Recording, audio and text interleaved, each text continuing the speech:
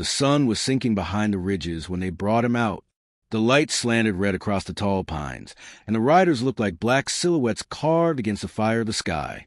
He walked in the middle of them, boots dragging through needles, hands bound with rope that had rubbed his wrists raw. He did not ask for mercy. The men did not speak to him. Only the jingle of spurs and the snort of horses broke the silence. They were taking him where no man returned. Everyone in the valley knew the woods were a sentence more certain than a noose. Wolves hunted there, and worse things too: starvation, fever, the long silence that ate to the mind when no fire or human voice was near. That was the punishment chosen for him, to vanish into trees and shadows, his bones someday scattered where even the crows had forgotten to circle. A man riding at his side kept glancing at him, as though uncertain whether shame or fear should show on his face. That one had once been his partner on long hunts. They had tracked buffalo together, slept under the same blanket when the snow came hard. Now the partner pressed his hat low and would not meet his eyes. The prisoner felt something heavier than the rope around his wrists. It was betrayal, sharp and burning. He tried to recall the exact moment the tide had turned against him, but the memory blurred. A saloon thick with smoke, men's voices rising, accusations thrown like knives. They said he had broken faith with the town, that he had made a deal with enemies. Lies, all of them. He had defended himself, but the crowd had wanted blood more than truth. They crested a ridge, and the riders drew up their horses. The leader dismounted, a thick man with jaw like stone. He pulled a hunting knife from his belt and cut the prisoner's bonds. Rope fell to the ground, leaving angry grooves across his skin. The leader tossed a knife at his feet, steel flashing in the dusk. "There's your chance," the man said. His voice was hard, flat as a hammer. "Live if you can." The others shifted in their saddles, some smirking, some silent. No one spoke in his defense. Then they turned their horses, dust rising in the last glow of sun, and rode back down the trail. Hooves drummed hollow against the earth until the sound faded into nothing. He stood alone. The air smelled of resin and damp earth. Behind him the sky glowed like a dying fire, but before him stretched only black pines and the whisper of wind between them. He bent slowly, picked up the knife. It was a poor blade, nicked along the edge. Still it was steel, and steel had kept many men alive. For a long while he did not move. The forest seemed to wait with him, branches creaking like old bones. Finally he stepped forward, each pace deeper into shadow. When the dark came full, he found a hollow between roots and scraped together a small fire. Sparks leapt, hissed, died. At last flames caught and spread, warming his hands. Smoke curled into the night, carrying memory with it. He thought of his father, a hard man with softer eyes and his voice aloud. It was his father who had taught him how to read the ground. The way a bent twig told a deer, the way stillness could mean a cougar waiting. His father had always said, "The land takes, but it gives too if you show it respect."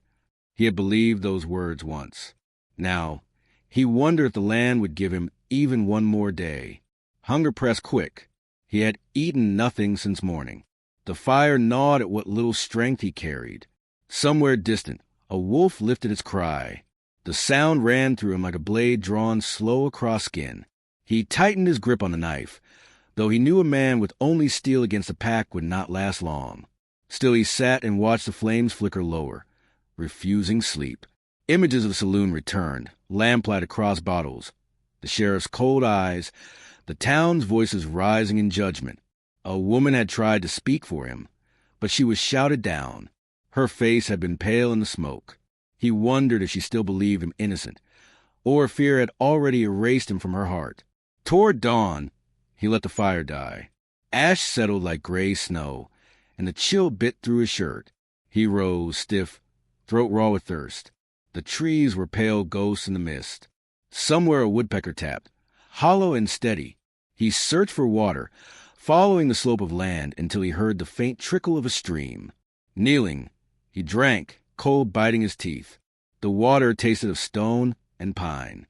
He washed his face, and in the broken reflection saw himself, gone already, eyes shadowed but bright with something new. Not despair. Not yet. The men who had cast him out believed the forest would do their work for them. They thought him finished. But he had lived too long with hardship to bend so easily. He sat on a fallen log and drew the blade across a flat stone, sharpening. Each scrape echoed like a vow. He whispered aloud, low so only the trees might hear, "You wanted me gone, but I will not die for your comfort." The forest stirred in a morning breeze, needles shivering as though acknowledging him. He wrapped the knife in cloth torn from his sleeve, fastened it at his belt, and stood. Weak as he was, empty as his stomach felt, he had made a choice. He looked once more toward the ridge where the riders had vanished, smoke of their town faint in his mind's eye. Then he turned deeper into woods, footsteps steady, breath controlled. He was no longer walking to die. He was walking to live, and perhaps one day to return. Behind him the fire's last ember winked out. Before him lay silence, shadow, and the test of his will. He entered it with the steel of his father's lessons, with the sting of betrayal burning in his blood. He was no longer a man banished. He was a man becoming something else. And though the forest whispered promises of hunger, teeth, and cold earth, he whispered back to it, "I will endure." Morning bled into day without warmth. Mist clung low between the trunks, and every breath came out white, though the season should have promised gentler air. He moved careful through the brush, listening for water, for movement, for anything that might feed him. Hunger chewed at his belly with the slow persistence of a blade, sawing through rope. By noon he found tracks in the soft earth, small and delicate. A rabbit. He crouched, running his fingers over the shallow prints, following them with patient eyes. His father's voice stirred again, steady as if it had been waiting to marrow all these years. Asterisk, follow the ground, son. It tells its own truth. Asterisk. He stripped bark from a sapling, bent it into a crude snare, and set along the path where the tracks converged. Primitive, weak, but enough if chance favored him. For hours he lingered nearby, silent as stone, watching the woods breathe. Wind stirred leaves, shadows shifted, but no prey came. His stomach clenched harder, reminding him that patience alone would not keep him alive. When dusk pressed close, he returned to the snare. The rabbit was there, neck twisted, body still warm. Relief struck harder than any victory he could recall. He whispered thanks under his breath, though he was not sure whether it was meant for God, the land, or the rabbit itself. He skinned it clumsily with the dull knife, fingers numb by cold, and roasted it over fire. The meat tasted gamey, but he ate as if it were a feast fit for kings. For the first time since exile, strength crept back into his bones. The forest, however, did not grant peace for long. On the second night, while flames licked low, he felt the prickle of eyes. Not imagination. He had hunted long enough to know the weight of being watched. The hair along his neck rose. He scanned the darkness beyond the firelight, where shadows pressed in thick. Silence stretched. Then a crack of twig, deliberate, too heavy for rabbit or bird. He gripped the knife, heart thundering. The sound withdrew. No attack came, but he knew then he was not alone in these woods. The next day, he found more signs. Large paw prints in mud by the stream, claws leaving deep grooves. Wolf. Not one, but several. A pack moved through these trees. He studied the tracks, noting direction, noting size. He had always respected wolves. Hunters like him, bound by hunger and law older than mankind. But respect would not save him if their bellies were empty. Rain came without warning. Clouds thickened until the forest crouched in gloom. Lightning tore open the sky and thunder rolled through the valley like cannon fire. He dragged branches together, made a shelter against stone, and huddled beneath it while rain hammered down. Water seeped through seams, chilling him to the bone. In the burst of lightning he thought of the town again, of the sheriff's pale eyes, of the faces that had voted to cast him out. He clenched his fists until nails dug deep. The storm raged deep into the night, and when at last it quieted, the forest seemed to hold its breath. He stepped out into the dripping silence. Leaves shone silver with rain, and the air smelled raw, washed clean. Then he heard it, low growls rolling from the dark. Yellow eyes glinted between trunks, half-hidden, patient. The wolves had come. They circled wide at first, silent except for the occasional snap of jaws. His fire guttered low, and he fed it frantically with wet branches, smoke hissing, flame spitting weak light. The pack tested the boundary, advancing and retreating, watching his every move. One lunge close, teeth bared, and he slashed with a knife, catching only air. The beast danced back, growling deep, eyes bright with hunger. Hours stretched like days. He knew he could not hold them off forever. When the moon reached its highest, one wolf finally broke patience. It came fast, silent but for the rush of paws. He met it head-on. They collided in a snarl of fur and steel. Its weight crushed him to the ground, hot breath flooding his face. Teeth snapped inches from his throat.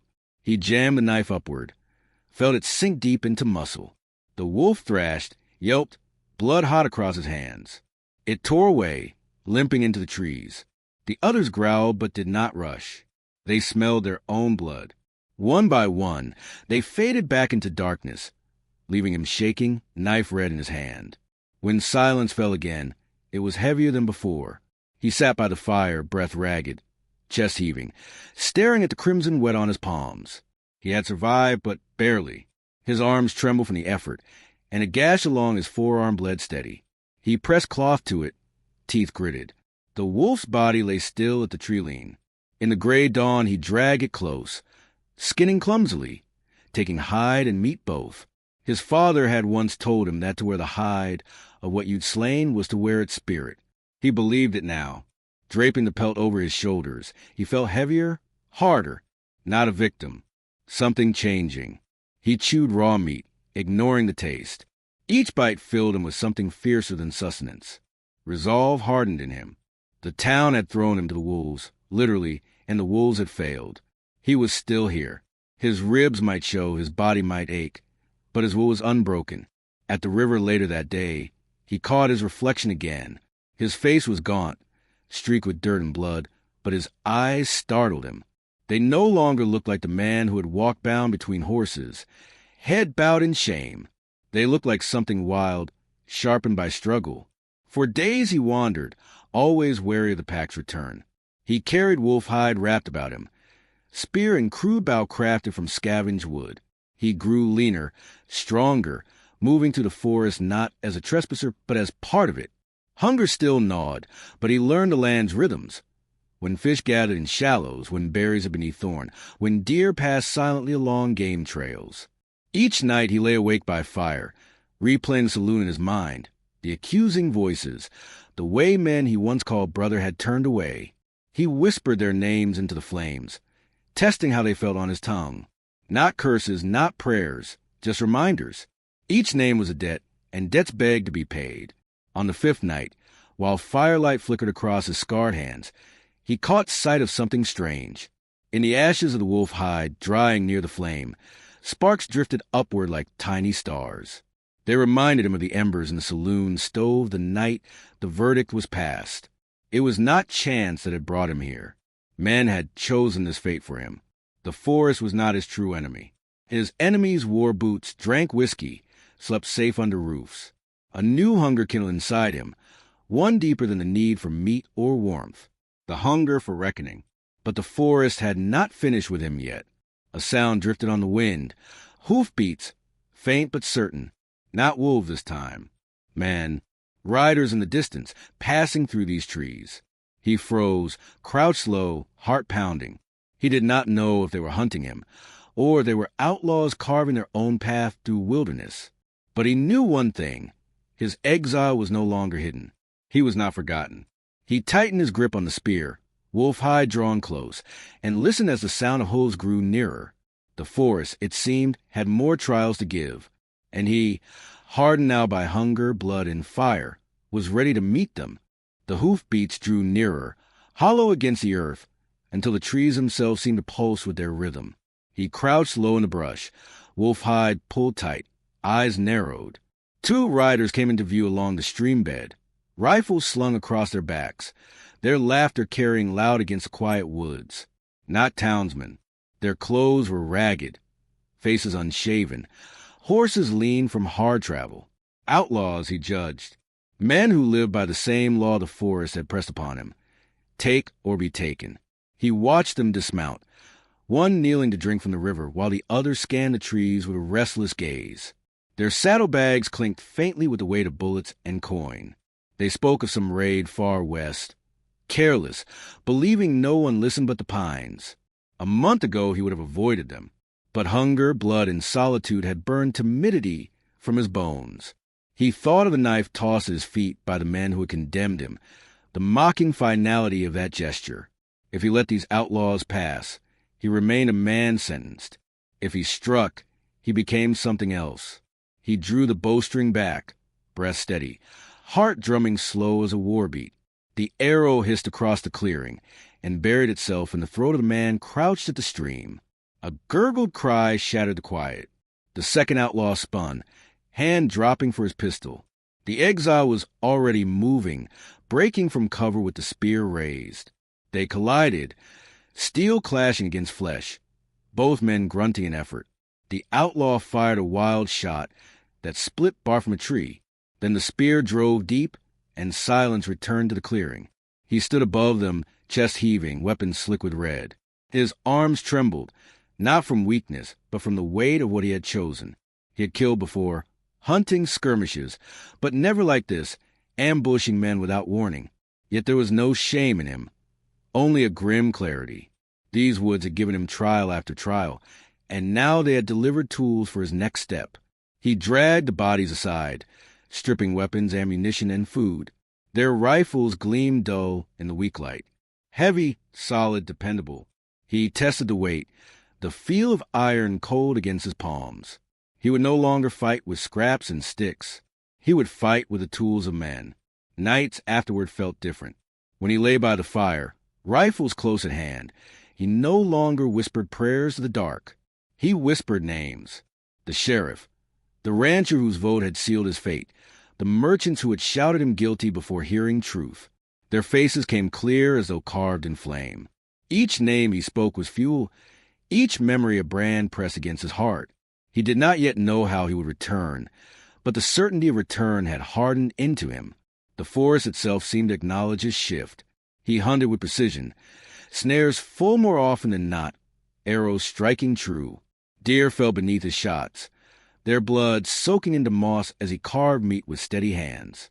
He wore the wolf hide like armor, its musk mingling with smoke and sweat until he no longer smelled of exile, but of predator.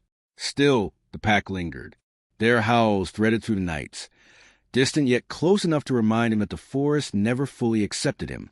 Once he glimpsed them across a clearing, yellow eyes watching as he dragged a deer carcass, silent, measuring. He met their gaze and did not look away.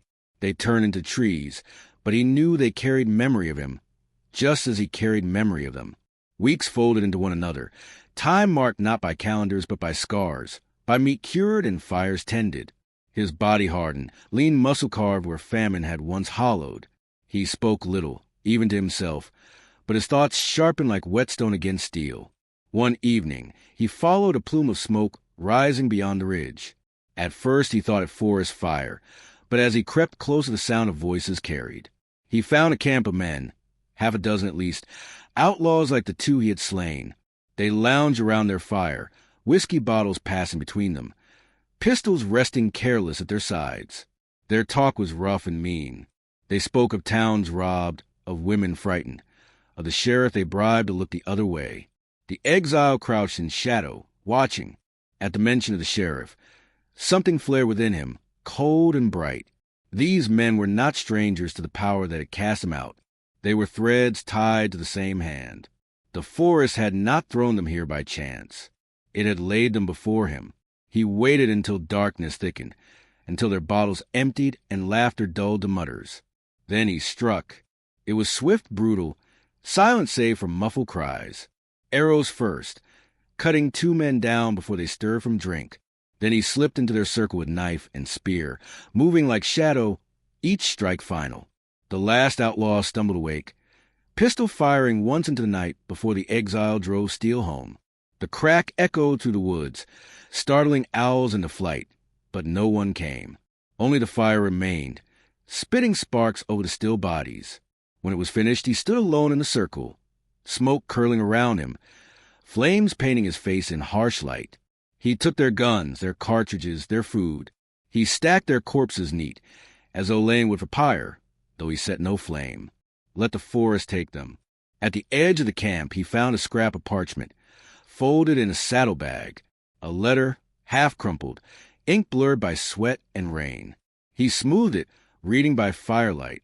It spoke of coin delivered to the sheriff, of a promise kept, that a troublesome man would vanish into the woods. His exile had not been the will of the town alone. It had been bargain, treachery bought with silver. The parchment trembled in his hands, though not from weakness. Now the truth had a shape. They had not feared his guilt, nor sought justice. They had sold him, body and silence both, to the forest. He folded the letter and tucked it close to his chest. Proof, purpose. When dawn crept pale and thin, he sat at the stream-sharpening steel, wolf hide about his shoulders, rifles clean and loaded at his side. The reflection in the water no longer surprised him. A man wild-eyed, scarred, lean as hunger itself. A man shaped by forest trials, carrying the fury of betrayal and the weapon to answer it. He whispered once more the names of those who had condemned him. But this time he did not whisper as a victim. He whispered as executioner. By the time the sun had risen full, he was already walking west, out of forest depths, toward the ridges that would lead him back to the town. Each step steady, each breath a vow. The forest had tried to claim him. The wolves had tried to tear him. Outlaws had tried to break him. All had failed. Now it was his turn to hunt. He reached the ridge at dusk, the town lying below in the shallow basin, lanterns pricking the twilight like scattered stars. Smoke curled lazy from chimneys, and a faint sound of piano drifted upward from the saloon. For weeks he had dreamed of this moment, shaping it in firelight, sharpening it with each whispered name. Now the dream lay before him in flesh and wood. He descended slow, every step deliberate, the rifles heavy across his back. When he reached the first outlying fence, the horse he had taken from the outlaws snorted, restless under his hand. He stroked its neck until it calmed. The beast seemed to sense the storm rolling off him, a storm heavier than thunder. The main street stretched quiet. Dust swirled where wind brushed between buildings. A dog barked once, then slunk into shadow. He tied the horse at the hitching post, pulled the wolf hide close around his shoulders, and walked toward the saloon doors. Each bootfall echoed sharp in the hush. Inside, light spilled yellow and thick. Men hunched at tables, cards scattered, whiskey gleaming. The piano cut short when the doors swung open. All heads turned. The room froze. Glass slipped from one man's hand and shattered. He stood framed in the doorway, rifle in hand, eyes cold as the barrel. Recognition rippled through the crowd like a shiver of wind through grass. They had thought him bones in the dirt, his name already fading to silence. Now he was here, flesh and scar and fury. The sheriff rose from his table. His coat hung heavy with authority, badge glinting dull. For a heartbeat, disbelief flickered across his face. Then it hardened. "You were meant to be gone," the sheriff said. His voice carried no welcome, only calculation. The exile's gaze did not shift. "I was meant to be forgotten." He stepped further in, rifles sweeping across the room. "But I carry memory like a brand." A murmur rose, men shifting, hands twitching near pistols. He named them one by one, his voice steady as judgment. The merchant who had shouted him down, the rancher who had cast his vote, the gambler who had called him traitor without proof. Each name struck like a hammer blow, each man paling under the weight of being remembered. One tried to draw. The rifle spoke first. The shot cracked like thunder in the close room, smoke rolling thick. The man crumpled against the bar, blood staining wood.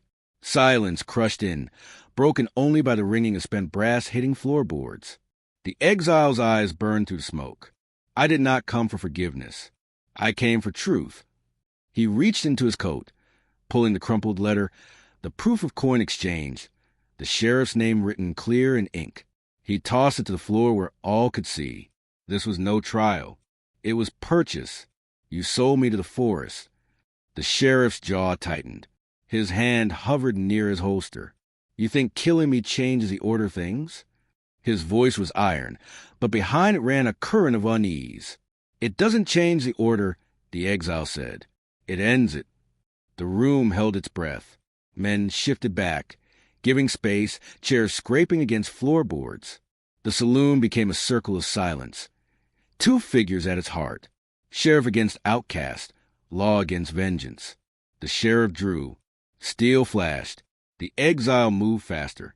The rifle roared again, bucking against his shoulder. The bullet tore the sheriff's arm, spinning him, but not dropping him. The lawman stumbled into the street, hand clamped over blood, pistol raised for another round. The exile followed, boots crunching on boards, smoke still clinging to his coat. The night outside was hushed, townsfolk spilling from doorways, faces pale in lantern glow. The sheriff stood at one end of the street, the exile at the other. Dust hung thick between them, stirred by wind, catching light like ghostly veil. They faced each other in silence, the whole town watching. The sheriff straightened, blood dripping down his sleeve, pistol steady despite the tremor in his arm. "This is the law," he called, voice harsh. "You kill me, you kill order itself." The exile stood calm, rifle leveled. His eyes burned, not with rage now, but with something deeper, resolve forged in hunger, storm, and blood. "You sold law for silver. You sold me. Order died the night you did that." The street held its breath. Wind kicked the tumbleweed between them, rolling careless into emptiness. Then the sheriff drew true, faster than most men alive.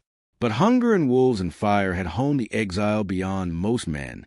His rifle cracked in the same heartbeat. The sheriff staggered. His pistol fell, clattering against dust. He sank to his knees, eyes wide with disbelief, then fell forward into silence. No cheer rose. No shout. The town stood still, caught between fear and awe. Smoke drifted from the exile's rifle, curling like a final prayer. He lowered the weapon, breathing deep, chest heavy with the weight of it all. Faces stared at him, some pale with shame, some with grim respect. None stepped forward. He felt their judgment, their silence, and he knew he did not belong among them anymore. He slung the rifle across his back, turned without word, and walked toward the edge of town. The wolf hide trailed behind him, catching dust. Lanterns flickered as he passed, whispers chasing his shadow. At the ridge he paused, glancing once at the town glowing faint in night.